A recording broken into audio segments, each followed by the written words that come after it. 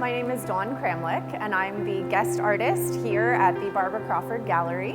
The exhibition is titled Mark My Words, Visual and Verbal Translations of Power. And a lot of people ask me why I generally use words in my artwork. My artwork has always been text-based, and we can identify this as my love for painting and poetry.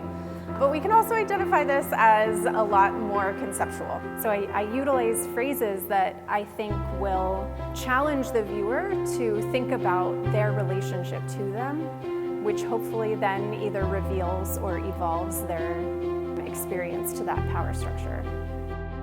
So in this work and many in the gallery, I use a material called encaustic, which is a mixture of beeswax, resin, and pigment.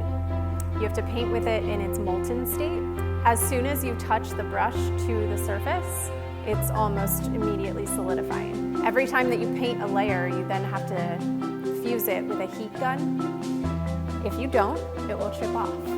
At times, I use a process that's called inlay, where I will dig back into the wax with clay tools and then fill those dug grooves with another hue or some other encaustic color. So in this piece, you'll see moments of that, in particular with the grid. When I think about the text and image relationship, I'm thinking about it through the filter of our current society, which is very much rooted in a sense of immediacy because of the internet and technology. This caused a lot of my work to take the form of something that combined my hand with machines. So the installation on the floor is titled Mines' Forge, forge like in a fire.